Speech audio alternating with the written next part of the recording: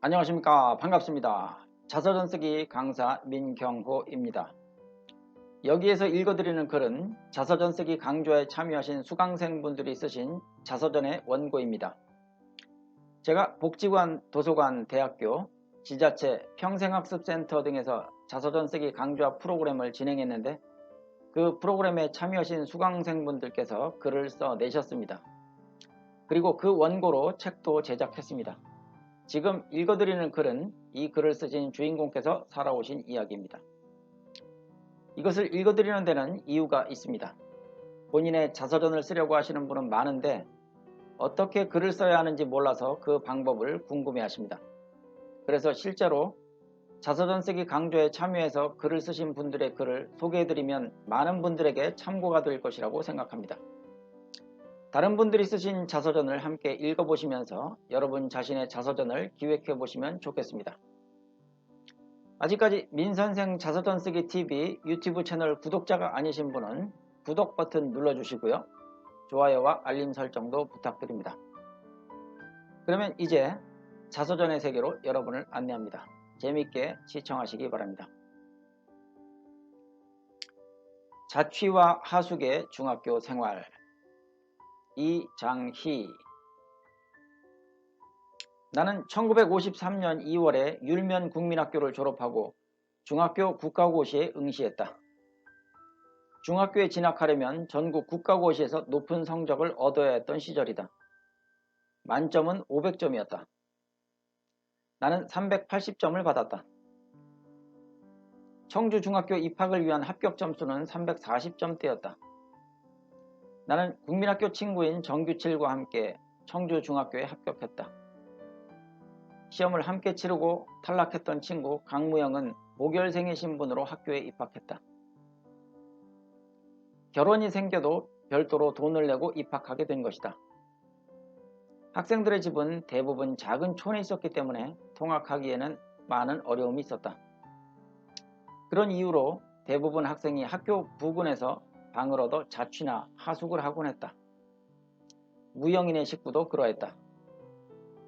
그의 큰형인 강진영 씨는 청주 농대에 입학했고 둘째 형 강찬영과 사촌형인 강민영은 각각 청주중학교 3학년과 2학년에 재학 중이었다. 그들은 큰 자취집에서 모여 살았고 살림은 그들의 큰 누나가 챙겨주었다. 당시 청주는 별도의 자취 비용은 없었다. 쌀 단말이 자취비였다.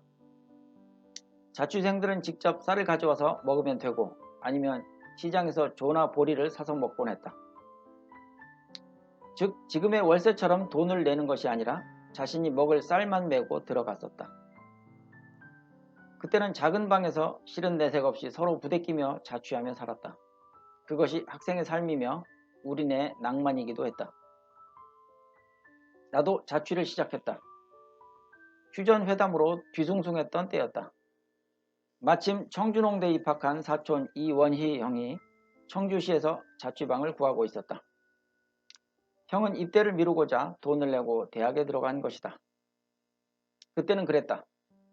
우리는 우암동에 방을 하나 얻었다. 벼룩과 빈대가 유독 많았던 방이었다. 밤이면 도도독 튀는 벼룩 소리가 방을 메웠고 어딘가에 틈만 있다면 납작한 빈대가 쏙쏙 들어가곤 했다. 그 시절 자취방과 하숙집에서 많이 볼 수 있는 광경이었다. 나는 벼룩과 빈대와 함께 방을 쓰며 늦은 시간까지 공부에 집중하고 그들과 함께 잤다. 하루는 영어 시간에 책을 펼쳤는데 작은 틈새에 숨어있던 빈대와 눈을 마주쳤다. 서둘러 주변에 있던 종이 쪼가리로 비벼 죽였다. 빨간 피와 함께 풍기는 빈대 특유의 비린내가 코를 찔렀다. 끔찍했다. 나는 그 냄새가 너무 싫었다. 학교 체질이 아니었던 모양인지 사촌 형은 1학기를 마치고 고향으로 돌아갔다.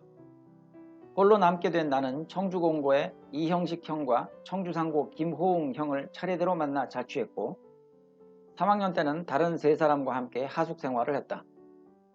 부모를 일찍 여의고 형님 댁에서 자란 형식 형은 말솜씨가 부드러우며 사교성이 좋았고 나를 편하게 대해주셨다. 그러다가 형식형이 남선전기회사 청주지점장 집에 입주교사로 들어가면서 헤어지게 되었다. 당시 입주교사는 수당은 받지 못했지만 숙식은 해결할 수 있었다. 힘든 시절인지라 형편이 어려운 사람들은 유모나 입주교사로 다른 집에 들어가서 입에 풀칠을 썼다. 끼로는 훗날 교편을 잡으셨다가 국세청 공무원을 시작으로 국세청 공보관을 거쳐 충주 세무서장으로 퇴직하셨다고 한다. 형식형의 뒤를 이어 만난 사람이 김호웅 형이다. 그는 나에게 공부의 재미를 알게 해준 분이다. 그는 수학뿐 아니라 한학과 영어에도 특히 뛰어났다. 나는 그와 자취하면서 수학에 재미를 붙였고 한학과 영어도 쉽게 이해할 수 있었다. 어찌 보면 내 인생의 첫 공부 스승이기도 하다. 부쩍 친해진 형님을 따라서 그의 고향인 경상북도 상주군 모동면 와룡리에 놀러가기도 했었다. 그때가 아마 가을 무렵이었을 것이다. 마을에는 상투를 튼 사람들이 많았다. 동네 뒷산은 온통 석탄에 노출된 광산이었지만 집마다 주렁주렁 열린 감나무의 감들이 마을의 아름다움을 더했다.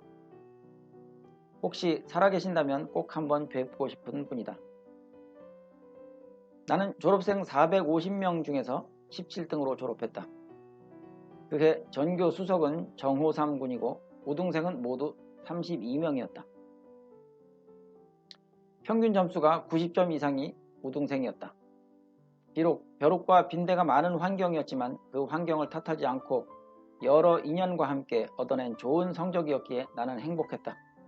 힘든 여건을 탓하지 않고 여러 인연의 격려와 응원을 받으며 흔들림 없이 공부한 결과인 셈이다.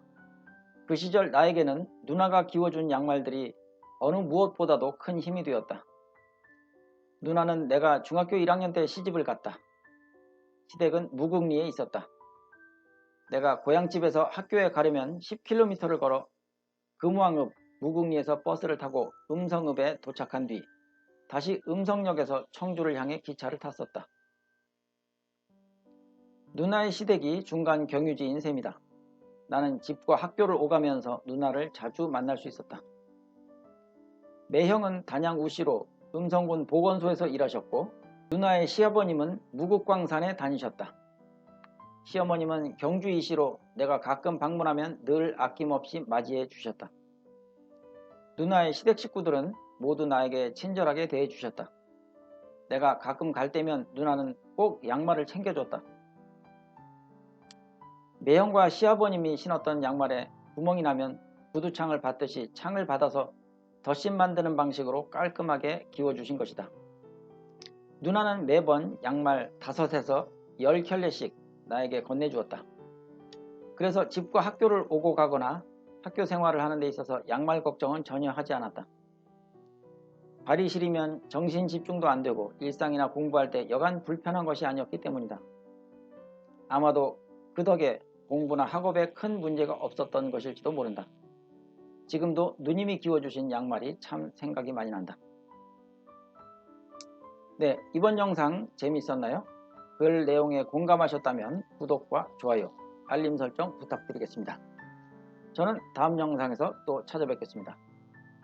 그리고 시청자 여러분께서도 글을 써서 저에게 보내주시면 심사하겠습니다. 심사 후 채택되면 동영상을 만들어 저희 유튜브에 올려드리겠습니다. 많이 신청해 주시기 바랍니다. 연락처와 이메일 주소는 유튜브 설명란에 적어 놓았습니다. 감사합니다.